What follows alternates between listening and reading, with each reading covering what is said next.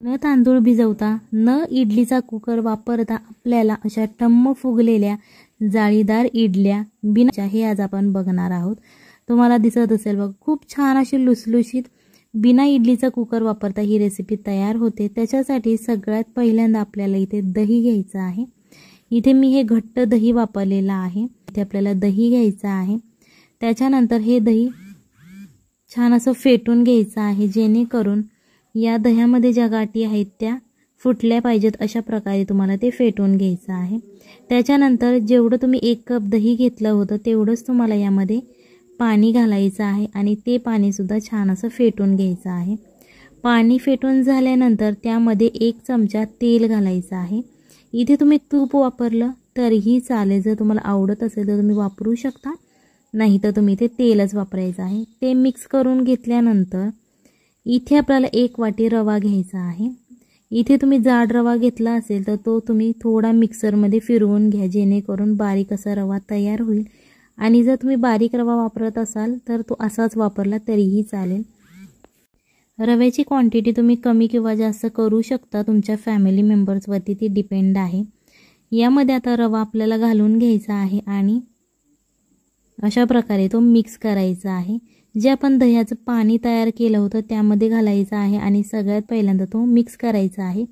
सुरुवातीला यामध्ये पाणी ओतायचं नाही, कारण जे दह्याचं पाणी आपण तयार केलेलं आहे त्याच्यानंतर 1 वाटी आपल्याला इथे पाणी ओतायचं आहे। ज्या वाटीने तुम्ही रवा घेतला होता त्याच वाटीने तुम्हाला इथे 1 कप पाणी घ्यायचं आहे आणि हे छान असं मिक्स करून घ्यायचं आहे। इथे पाणी तुम्ही कमी जास्त करू शकता। जर तुम्ही बारीक रवा वापरला असेल तर तुम्हाला इथे पाणी कमी लागेल, सो तुम्ही तुमच्या अंदाजानुसार पाणी कमी जास्त करू शकता। जर तुम्ही जाड रवा घेतला असेल तर तुम्हाला पाण्याचं प्रमाण थोडंसं जास्त घ्यावं लागेल। चवीनुसार मीठ घालायचं आहे आणि परत एकदा ते छान असं मिक्स करून घ्यायचं आहे। तुम्हाला दिसत असेल बघा, रवा थोडा थोडा भिजायला सुरुवात झालेली आहे।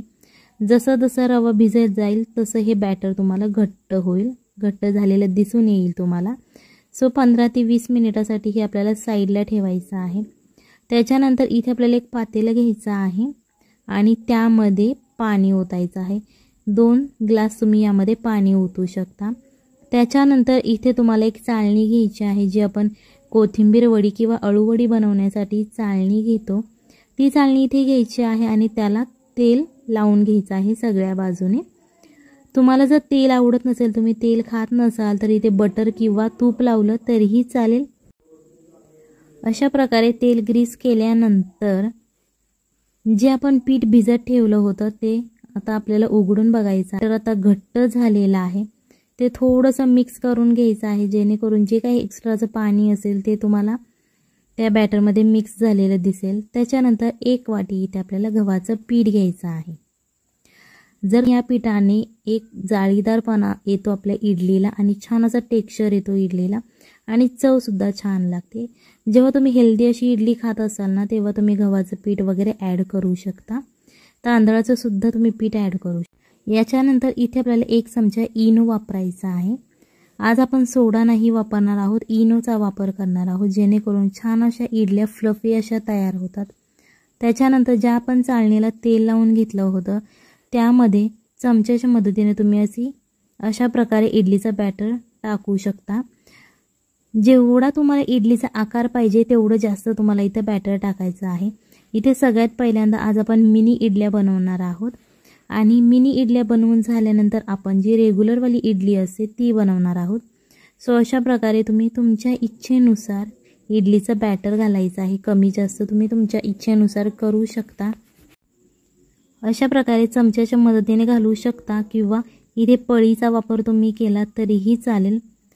जेवढं तुमची चाळणी आहे तेवढं तुम्ही यामध्ये पीठ टाकू शकता। जर तुम्ही चॅनेलवरती नवीन असाल तर चॅनेलला सबस्क्राईब करा, जेणेकरून येणाऱ्या नवनवीन व्हिडिओचे अपडेट तुम्हाला लगेच मिळतील। जर तुमची चाळणी मोठी असेल तर तुम्हाला जास्त त्यामध्ये इडल्या टाकता येतील आणि जर तुमची चाळणी छोटी असेल तर तुम्हाला थोड्याच इडल्या यामध्ये टाकता येतील। याच्यावरती झाकण ठेवायचं आहे आणि मध्यम आचेवरती ही इडली आपल्याला शिजून द्यायची आहे।